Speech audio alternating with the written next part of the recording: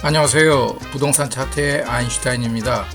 오늘은 부산광역시 수용구에 소재하는 아파트의 시세 현황을 관련 부동산 데이터를 하나하나 짚어가며 살펴보겠습니다.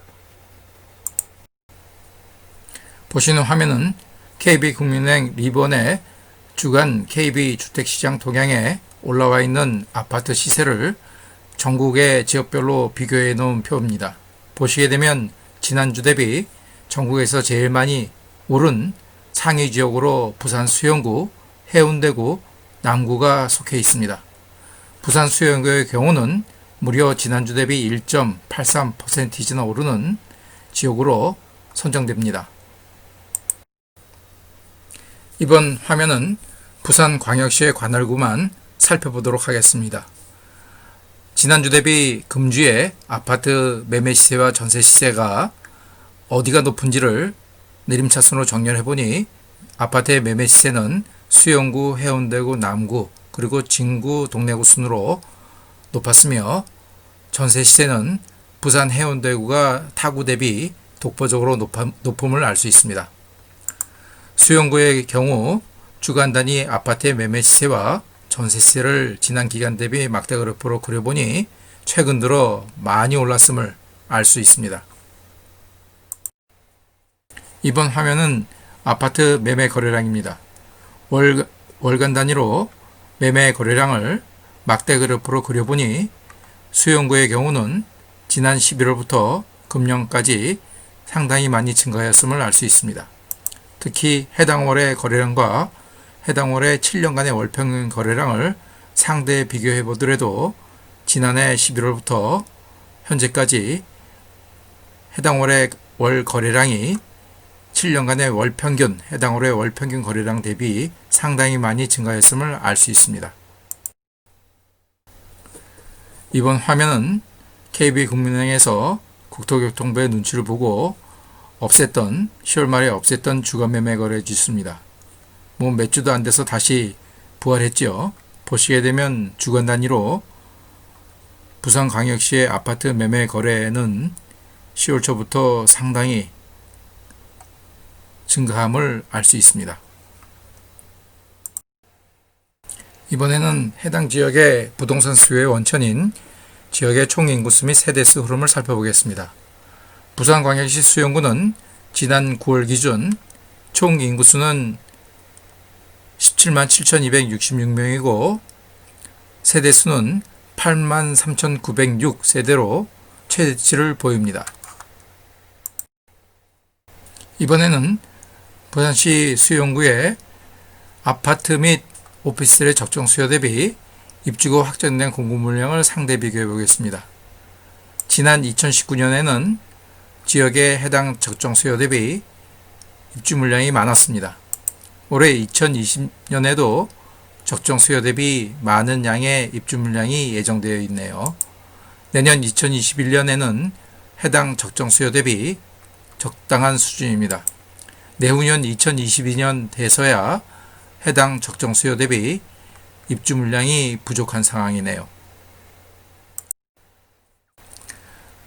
지난 8월까지의 부산 수용구의 아파트 미분양 현황입니다. 지역의 아파트 시세에 영향을 미칠 만큼의 양은 아니라고 봅니다.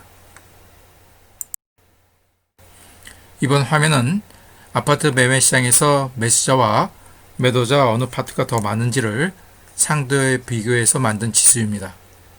보시게 되면 부산광역시는 해당 매수 우위 지수가 점점 증가하고 있음을 알 수 있고 특히 최근 들어 급격하게 커짐을 알 수 있습니다. 즉 아파트 매매 시장에서 매수자가 크게 증가하고 있다는 뜻입니다. 이번에는 시장의 전세 수요와 물량이 어느 쪽이 많은지를 비교해 볼 수 있는 전세 수급 지수입니다. 보시게 되면 부산광역시는 지난 연말부터 100을 즉 전세 수요와 물량이 거의 시장에서 같다는 기준점이 100인데 그 100을 훨씬 뛰어넘는 수치로 점점 증가합니다. 특히 최근 들어서는 180대입니다. 즉 전세 물량보다 전세 수요가 훨씬 많다는 의미입니다. 이번 화면은 오늘 영상의 마지막 순서로 실거래가를 기준으로 수용구에 소재하는 아파트의 각 평형대별 어느 단지의 어느 공급평형대 물건이 가장 비싼 매매 금액을 보이는지를 살펴보고, 그리고 지난 기간 동안 해당 물건이 어떻게 매매 시세를 형성하고 있는지, 즉 오르고 있는지 내리고 있는지를 차트로 살펴보도록 하겠습니다. 제일 먼저 10평형대입니다.